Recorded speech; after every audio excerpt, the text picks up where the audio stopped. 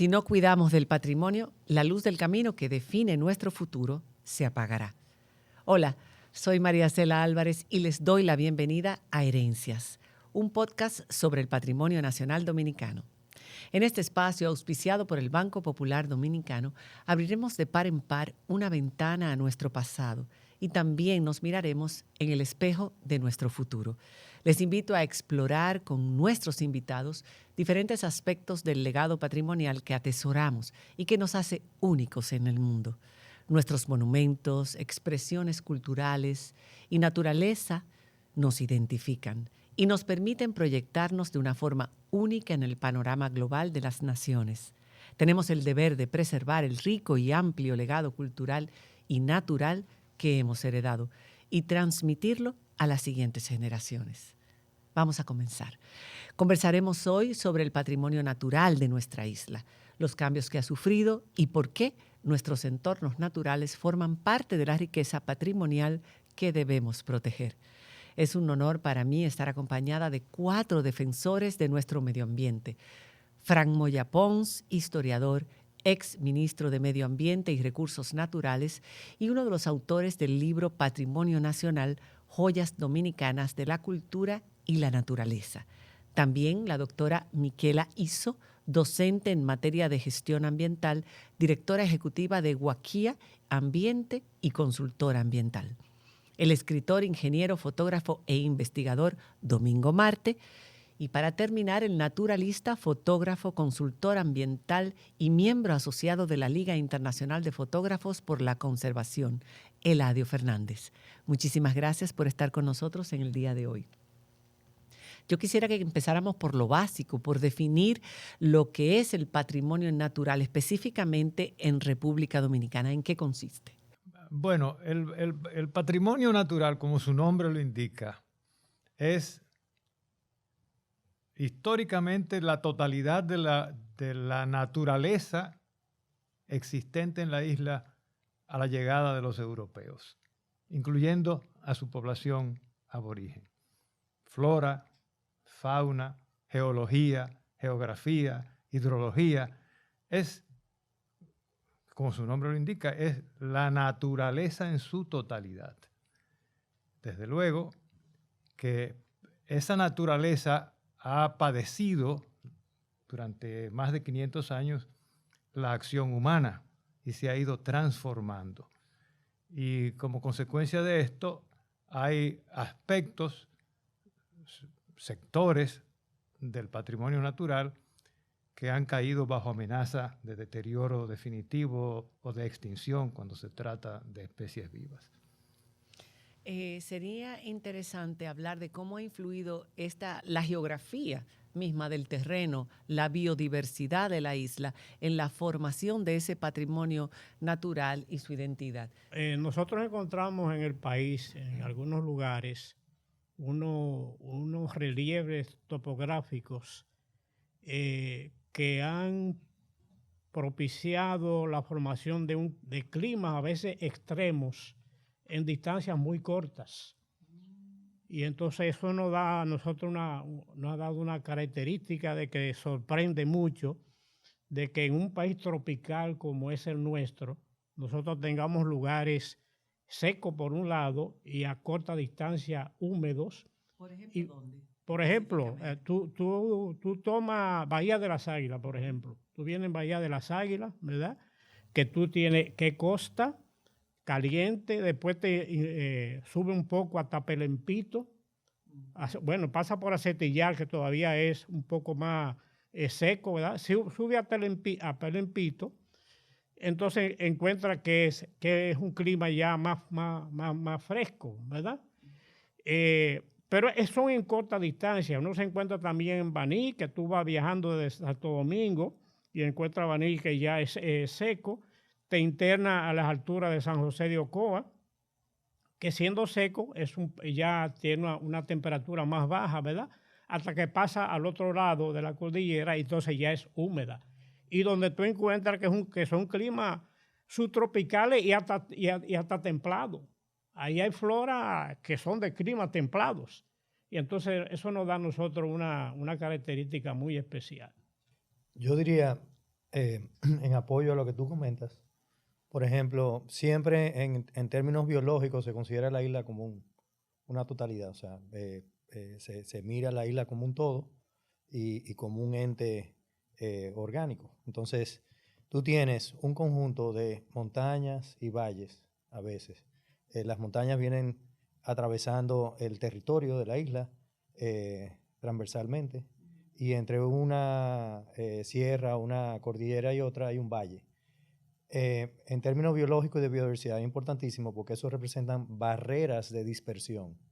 Entonces hay especies, por ejemplo, de una montaña que están en una montaña que no se encuentran en la otra porque se han especializado en alturas y entonces no bajan por debajo de 600 o 500 metros, no logran hacer el salto a la otra montaña por el valle, por ejemplo, entre Sierra de Bauruco y la Sierra de Neiva, entre Sierra de Neiva y la Cordillera Central.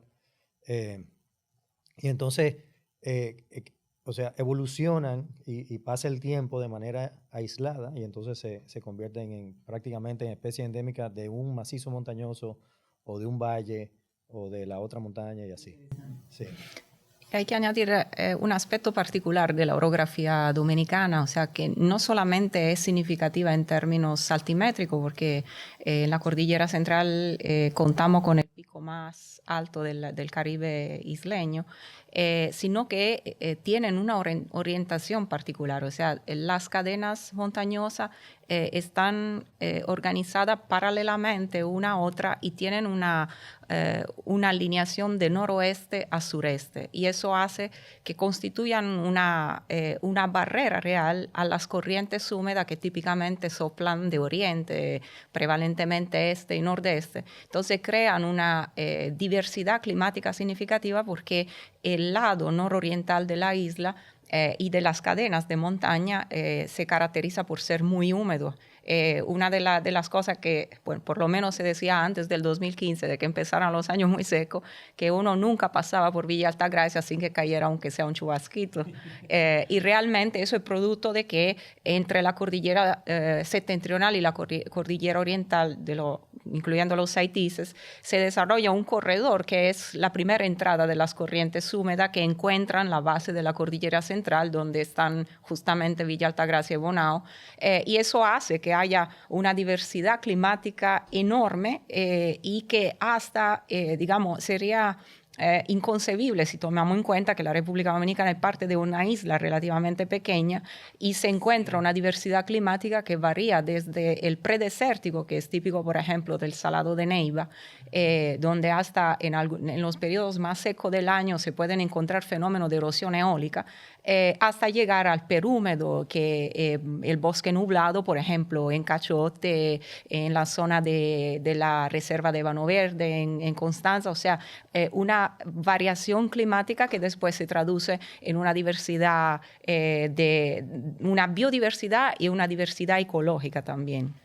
Es evidente que nuestra tierra es una tierra privilegiada por sus condiciones climáticas, por su ubicación geográfica y por todas las condiciones dentro de la misma. Pero a mí me gustaría que antes de proseguir hablando de este tema apasionante y sobre todo de los cambios que podemos ver o que hemos visto y lo que puede estar en peligro producto del cambio climático, es que ustedes nos hablaran un poquito de dónde vino esa curiosidad o esa pasión por lo natural, por nuestro patrimonio natural, por el trabajo que han desarrollado a lo largo de tantos años y sus aportes. ¿Dónde nació? ¿Fue inculcado? ¿Fue producto del lugar donde crecieron?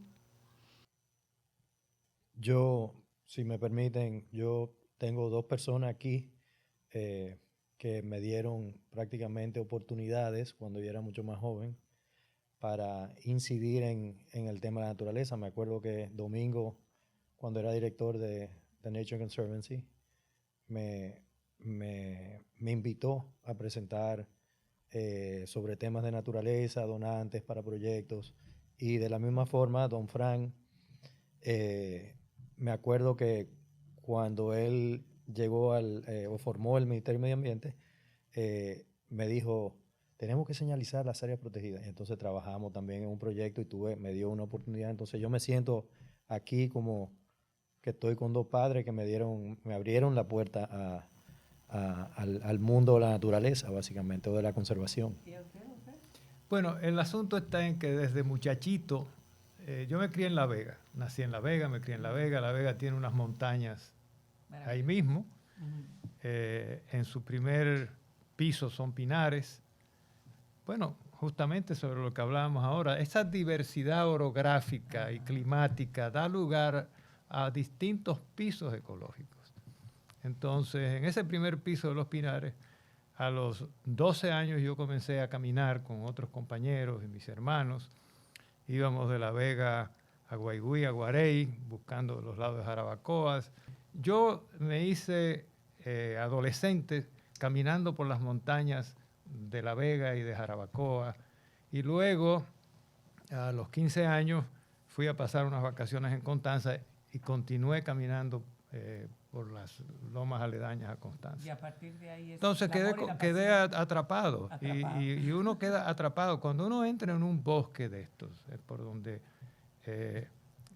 muy poca gente ha pisado, yo no sé a ustedes, pero a mí me produce eso una transformación anímica, porque uno se siente uno con el bosque, uno se siente parte de esa naturaleza. O sea, ya tú no estás pensando en ti como portador de cultura, sino todo lo contrario, sino como animal adaptado a ese ambiente, exactamente. En mi caso, yo nací a 300 metros del río Jaya, 300 metros. Entonces los charquitos que había por ahí, los ríos, eso era parte mía, ¿tú me entiendes? Después de eso me mudé a Nagua a los 9 años y yo vivía a orillas del mar. El mar era mi amigo, al que yo veía todos los días, que me saludaba, ¿tú me entiendes? Entonces después con el tiempo yo pasé por la Secretaría de Agricultura, duré como 30 años trabajando en la Secretaría de Agricultura en temas de conservación ya, conservación de recursos de suelo, de forestas, reforestaciones. Pero mi escuela fue de The Nature Conservancy. Yo fui director de The Nature Conservancy por 12 años. Entonces adquirí ahí conocimiento y práctica de lo que es la conservación y lo que es la protección. A nivel nacional, a nivel regional y a nivel internacional. Entonces eso hace también que uno tenga ya no solamente ese amor, sino un espíritu de defensa hacia eso, porque tenía cómo contrarrestar cosas que me decían que yo veía que no eran ciertas, ¿verdad? Así que siempre han sido procesos. ¿Y en el caso suyo? De mi parte, yo creo que en cierta medida nació conmigo porque me sentí siempre muy atraída por el mundo natural. Mis abuelos eran campesinos, entonces el contacto con el campo, con el mundo natural fue algo que encontré en mi familia y luego se fortaleció porque entré en el movimiento Scout, entonces hacíamos muchísimas actividades en la loma y me encanta caminar. En la loma coincido con el doctor Moya Pons respecto a al hecho de que uno entra en otra dimensión. Y luego realmente se consolidó esa pasión a nivel profesional porque decidí como formarme en términos científicos y con la idea de alguna manera reconciliar un poco el ser humano con la naturaleza, porque estamos acostumbrados a verlo en dicotomía y de una manera casi esquizofrénica, diría yo. Y entonces la posibilidad de trabajar para intentar como que evolucionemos socialmente, pero de una manera coherente con los ciclos naturales, eso es algo que me anima mucho. Hoy día, ¿ustedes entienden que existe un movimiento, sobre todo encabezado por jóvenes, que están tratando de promover los lugares de nuestra tierra que no son tan conocidos para un turismo interno ecológico y de conservación, pero también de concientización de cómo se debe proteger y además de la mano de las comunidades? ¿Está pasando eso? ¿Eso es algún movimiento nuevo? ¿De dónde viene? ¿Y cuán positivo o negativo podría ser? No lo sé. ¿Qué opinan ustedes? Yo he visto que en las redes ha proliferado el influencer, el eco-influencer, si queremos decirle así. Son personas que se han dedicado como a visitar lugares buscar lugares nuevos que quizá el público en general no conoce y le dan cobertura, lo suben a las redes. Eso, o sea, en teoría creo que es interesante porque eso invita a que la gente vaya a conocer la República Dominicana, los lugares más recónditos de la República Dominicana. Pero también me consta que, y me preocupa un poquito, porque cada vez que alguien ¿no, verdad? Expone uno de estos nuevos lugares de los tesoros, el sitio el fin de semana siguiente se llena de 250, 300 personas. Eso provee obviamente un ingreso para la comunidad, pero creo que se está haciendo de forma responsable. O sea, si ellos están dándole como una participación a la comunidad entonces asume su rol de guías, llevan a la gente y obviamente valoran entonces el recurso que quizás no valoraban antes. Ahora, no han sido los jovencitos nada más. Yo puedo decir también que los viejitos como nosotros hemos hecho algunas cosas también, porque yo, por ejemplo, estas 2 publicaciones que me patrocinó el Banco Popular Dominicano a mí, de la costa y de los ríos, bueno, pues eso fue poner al público a conocer lo que es la costa dominicana. Y una cosa que yo hice pulgada por pulgada, viendo los atractivos que había de lugares a veces inimaginables y con un potencial para todo, ¿verdad? Y haciendo ver también a dónde había mucha precariedad en la conservación y de los ríos ni hablar también, ¿verdad?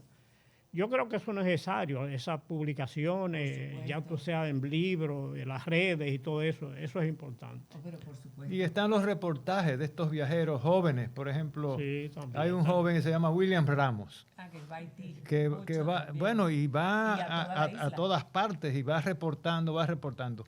El riesgo es justamente que luego eso pone al descubierto ese lugar tan atractivo que se llena luego de gente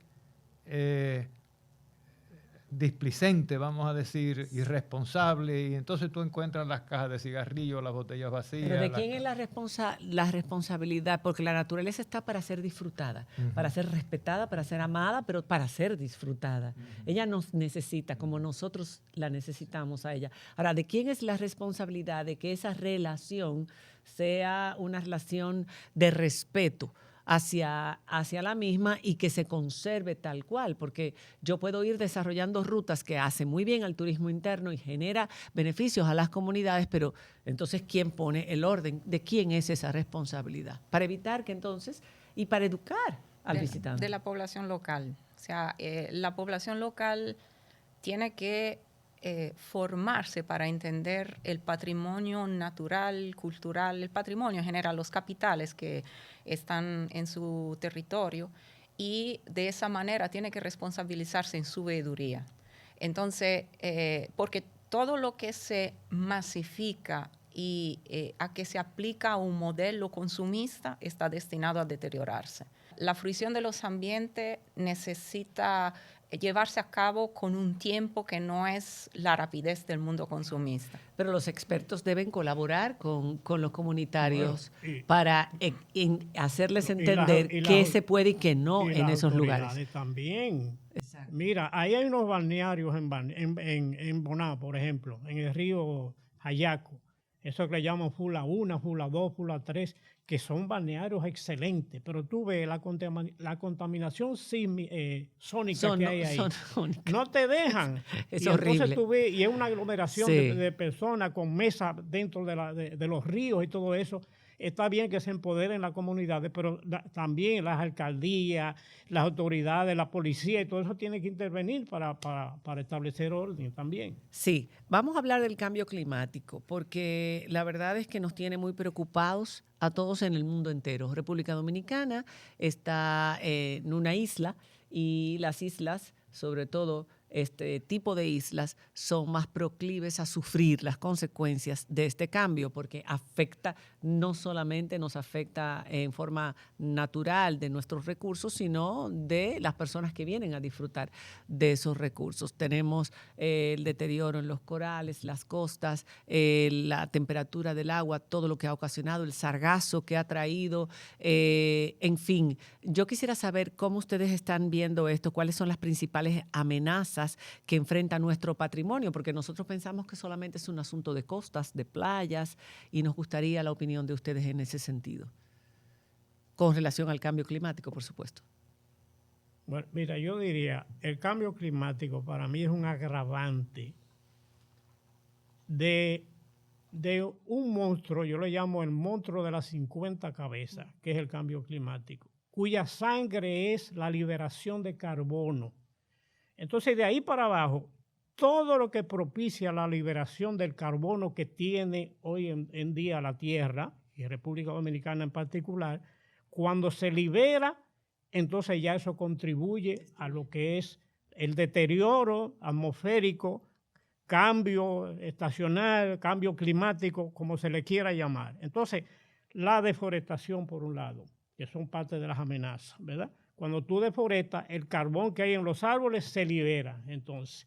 Cuando tú destruyes los corales, eso es lo que está haciendo también. Cuando tú destruyes las praderas de hierba, también. Cuando tú usas sustancias químicas que no son las apropiadas, pues entonces tú distorsionas todo eso y ese acumulamiento es entonces lo que produce esa aceleración del cambio climático.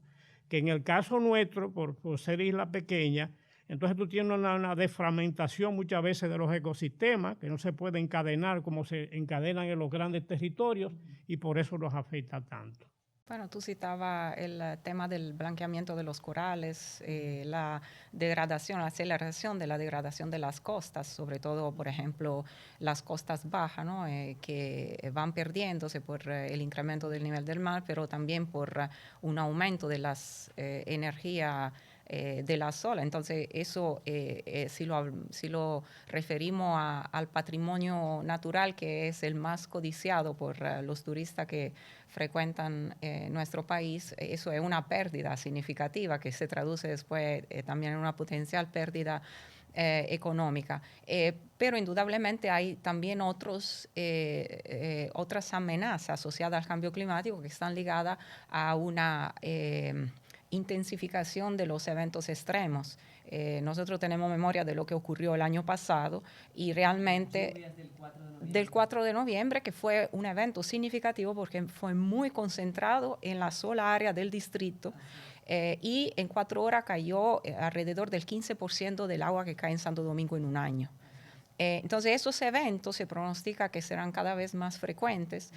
Los huracanes, el gobernador del Banco Central hace unas cuantas semanas hablaba de una estimación de que un huracán de la potencia de David, o sea, que cruzó el país en el 79, conllevaría una pérdida del 5% del Producto Interno Bruto del país. Y él añadió que el país está en la condición de recuperarse de un evento de ese tipo. Pero imagínense qué significaría que si esos eventos, en lugar de pasar una vez cada 40 años, pasaran cada 2 años o cada 3 años. Eso significaría prácticamente una destrucción de la economía, también del patrimonio cultural que tenemos. Estamos haciendo las cosas correctas para que lo que se ha echado a perder se pueda recuperar, porque todo se puede recuperar, incluso de un desierto se puede volver otra vez a sacar vida. Pero para recuperarlo hay que tener conciencia, primero, de qué es lo que produce el decaimiento de los ríos, que no es más que la deforestación de las cuencas hídricas. Esa es la causa. Ahora, ¿cómo se han deforestado las cuencas hídricas? Bueno, primero, por la industria maderera, cuando habían bosques maderables, por agricultura irresponsable, itinerante, de tumba y quema, y por haber llevado ganado, en algunas cuencas es por haber llevado ganado a las montañas, que ha producido un cambio en la superficie del terreno. De manera que cuando llueve el agua se va inmediatamente y rueda como si fuera un lavamanos. Antes, cuando tú tenías un bosque, lo que tú tenías ahí era una especie como de gran coliflor que retiene el agua, es una gran esponja natural. Entonces, para tú restaurar un río, tú tienes que restaurar la cuenca. Eso es lo más importante. Y para restaurar la cuenca, tú tienes que hacerlo con millones de árboles. La loma novillero, era un pastizal y comenzaron a dejarla tranquila para que la vegetación natural creciera y repoblara esa loma. Empezaron a hacer asimismo a visitar grupos para reforestar, pero realmente esa loma hoy es un ejemplo de cómo se puede restaurar un bosque, a veces solamente dejándolos tranquilos. La loma de Miranda, donde están los puerquitos de la autopista, cuando yo estudiaba en la universidad a principios de los años 60, que viajaba por ahí todos los fines de semana, era también otro pastizal de pajón. Hoy es un bosque que se está reproduciendo naturalmente. No es que hay que dejarlo así, es que hay que saber cómo es que funcionan sistémicamente las cuencas. Qué frase tan interesante, dejándolos tranquilos a veces. En algunos casos sí. En algunos casos. En muchos ellos casos vuelven. donde hay buena precipitación. ¿Cómo podemos lograr entonces ese equilibrio? ¿Se han abordado los desafíos de conservar y preservar nuestro patrimonio natural en República Dominicana? ¿Qué podríamos decir que le hace falta a este país en ese sentido para evitar que lugares maravillosos que hoy todavía podemos disfrutar en un futuro no existan? El asunto es un poco complejo, porque lamentablemente no solamente sembrando árboles se resuelven los problemas hídricos. Esa es una cosa chocante, pero es así. O sea, nosotros necesitamos plantar árboles en muchas de las cuencas hidrográficas y todo eso, reforestar, ¿verdad? Pero no solamente se puede hacer reforestando. A menos que no se trabaje con las comunidades, a menos que no se empoderen esas comunidades y tú le des incluso algunas alternativas hasta de producción a los moradores de la zona.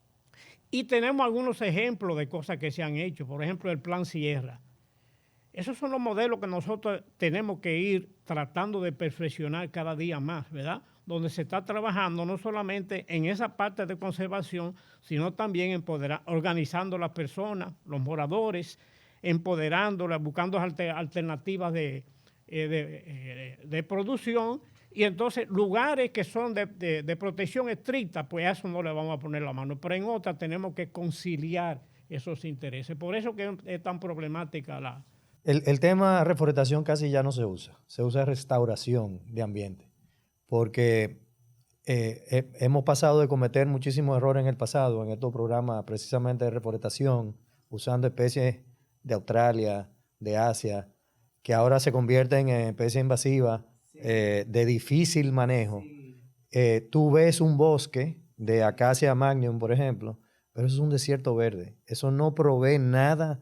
Tenemos que empezar a hablar de qué había ahí, cuáles eran los componentes a nivel de flora de ese bosque en ese sitio en particular.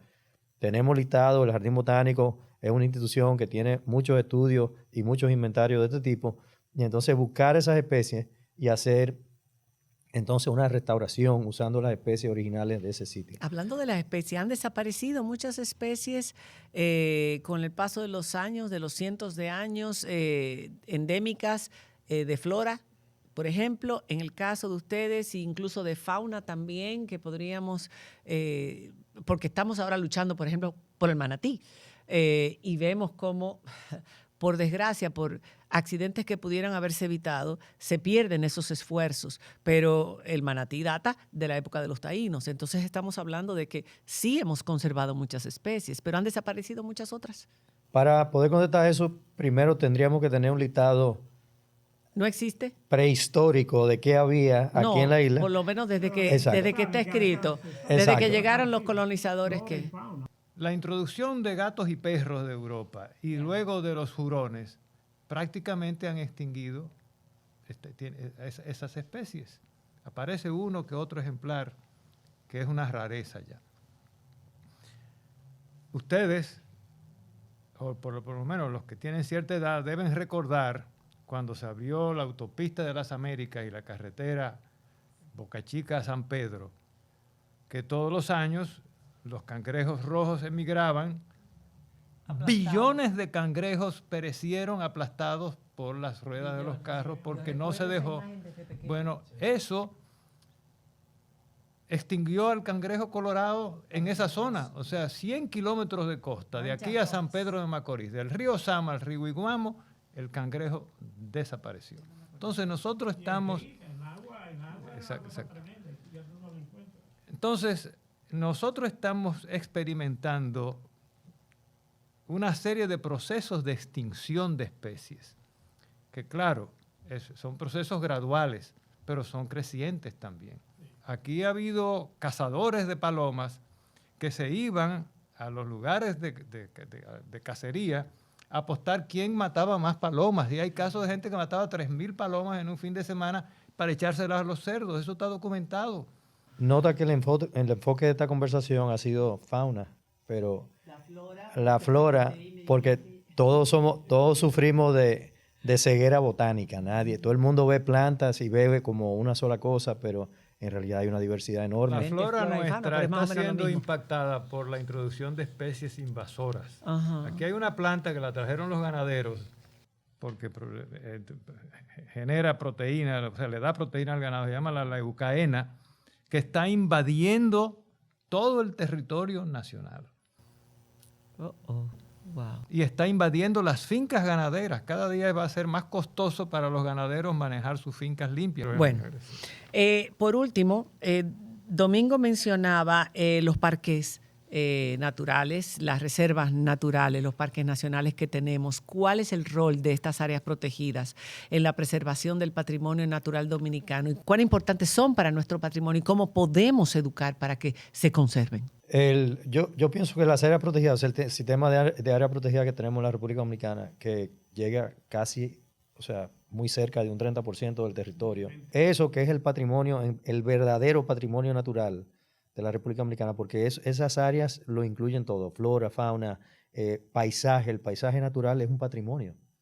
Tú poder mirar en Armando Bermúdez esas montañas prístinas, sin la huella del hombre, eso no tiene precio. O sea, y es un valor ecosistémico encima de todo. Entonces, nada, esas áreas son la riqueza de la República Dominicana está en esas áreas.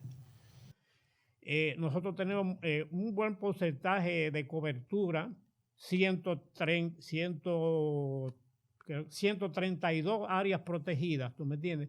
Pero son legalmente protegidas. En la práctica no están protegidas.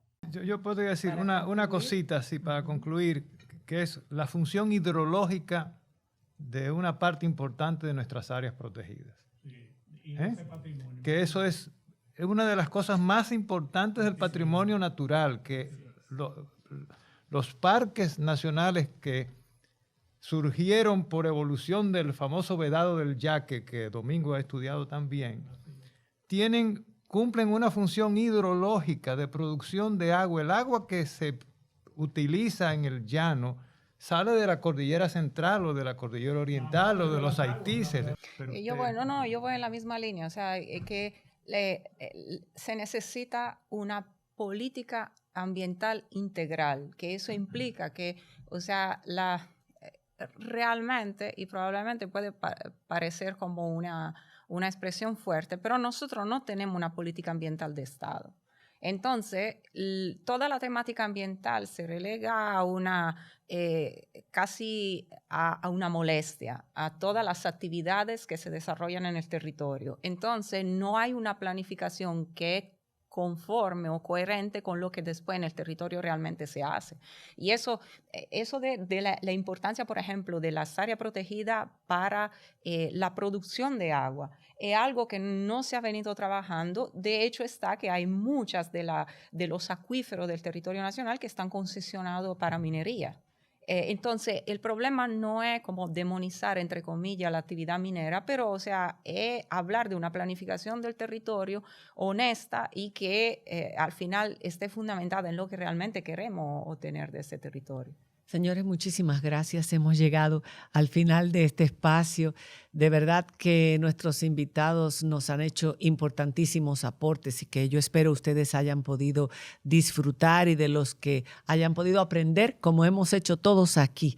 Gracias de verdad por escucharnos en estos podcasts Herencias tan importantes para nuestro patrimonio. Seguiremos con nuevas ediciones. Vamos a seguir fortaleciendo la conciencia colectiva de protección a las herencias de nuestro pasado y vamos a construir con ellas un legado para el futuro que nos identifique como nación ante el mundo. Esto es un viaje del que no podemos apearnos. Tendremos un próximo episodio por el Patrimonio Nacional Dominicano y hasta la próxima.